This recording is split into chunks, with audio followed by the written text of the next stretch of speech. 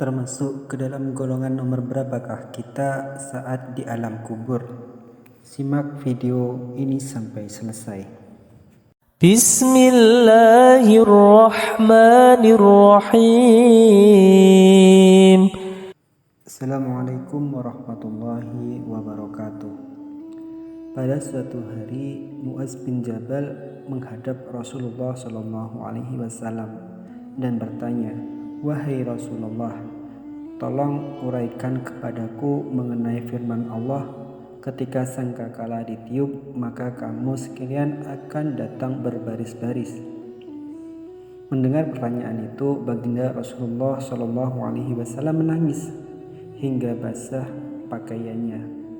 Lalu beliau menjawab, "Wahai Mu'adz, engkau bertanya kepadaku perkara yang amat besar, bahwa umatku akan dikumpulkan berbaris menjadi 12 barisan, masing-masing dengan pembawaan mereka sendiri-sendiri." Baik sahabatku sekalian, sebelum kita melanjutkan, mungkin di antara sahabat-sahabat semuanya yang ingin hajatnya cepat terkabul, boleh ditulis hajatnya di kolom komentar agar kita sama-sama mengaminkannya. Semoga Allah mengabulkan permintaan kita dan doa-doa kita semua. Amin ya rabbal alamin.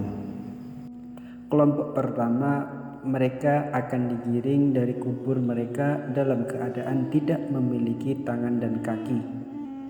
Terdengarlah perkataan sambutan untuk mereka. Inilah orang-orang yang pada waktu hidup di dunia sering berbuat aniaya kepada tetangga-tetangganya. Kelompok yang kedua, yaitu mereka akan digiring dari kubur menuju padang mahsyar dalam keadaan seperti rupa babi hutan. Terdengar perkataan untuk menjambut mereka. Inilah kelompok orang-orang yang meremehkan sholat 5 waktu ketika hidup di dunia. Kelompok ketiga, mereka akan digiring dari kuburnya dalam keadaan perut mereka membuncit laksana gunung yang dipenuhi dengan ular, kalajengking, dan binatang-binatang melata lainnya.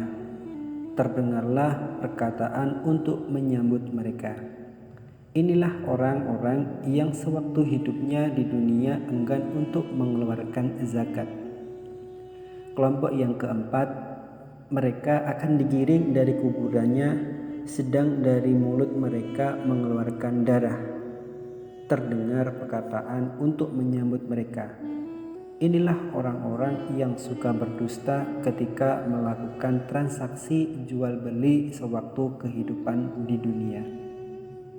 Kelompok kelima, mereka akan digiring dalam kuburnya dalam keadaan berbau busuk.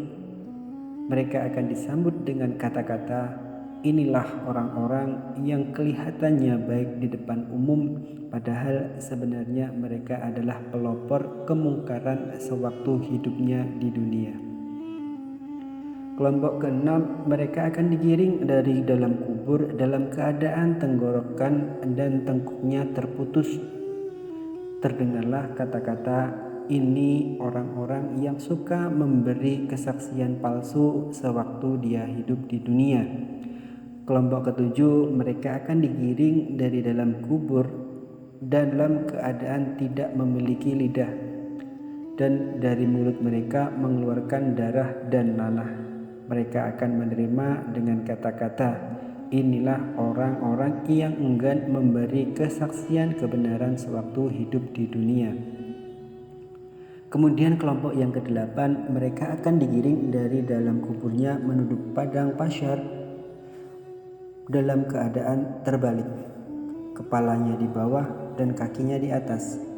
Mereka akan disambut dengan kata-kata, "Inilah orang-orang yang suka berbuat zina sewaktu hidup di dunia dan mati dalam keadaan belum bertobat kepada Allah Subhanahu wa Ta'ala." Kemudian ada kelompok yang kesembilan, yaitu mereka yang digiring dari dalam kubur dalam keadaan wajah-wajah mereka berwarna kehitam-hitaman dan mata mereka berwarna kebiru-biruan. sedang di dalam mulut mereka dipenuhi dengan bara api. Terdengarlah kata-kata, inilah orang-orang yang suka memakan harta anak yatim dengan cara yang zalim sewaktu hidup di dunia. Kelompok ke-10 yaitu mereka yang digiring dari dalam kuburnya dalam keadaan dipenuhi dengan penyakit kulit. Akan dikatakan kepada mereka, inilah orang-orang yang sering berbuat durhaka kepada kedua orang tuanya ketika hidup di dunia. Kelompok ke-11 mereka akan digiring dari dalam kuburnya dalam keadaan buta kedua matanya dan buta hatinya. Gigi mereka bagai tanduk sapi jantan, bibir mereka dalam keadaan melebar sampai ke dada. Lidah mereka memanjang sampai ke perut. Sedangkan dari mulut mereka tak terhenti-hentinya mengeluarkan berbagai macam kotoran. Akan terdengar kata-kata dari atas, yaitu inilah orang-orang yang suka meminum minuman keras sewaktu hidup di dunia.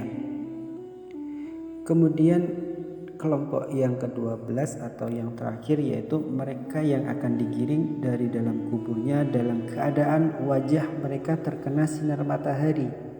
Mereka akan menjembatani jembatan Syiratul Mustaqim bagaikan kilat. Kepada mereka akan dikatakan, inilah orang-orang yang suka beramal soleh, selalu berusaha menjauhkan perbuatan dosa, menjaga sholat 5 waktu, dan menjaga meninggalkan kehidupan dunia dalam keadaan sudah bertaubat kepada Allah Subhanahu wa Ta'ala. Tidak ada balasan yang tetap bagi mereka kecuali surga yang di dalamnya penuh dengan kenikmatan, ampunan di sisi Allah, dan kasih sayang yang melimpah darinya. Hadis riwayat Ibnu Majah. Hari kebangkitan terjadi setelah Allah memerintahkan malaikat Israfil untuk meniup sangkakala. Sahabatku, itulah tadi keadaan manusia saat dibangkitkan dari alam kubur.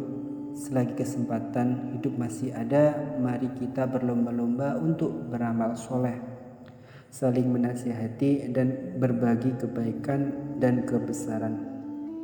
Mudah-mudahan Allah memberikan ampunan dan ridhonya untuk kita semua. Akhirul kalam, wassalamualaikum warahmatullahi wabarakatuh.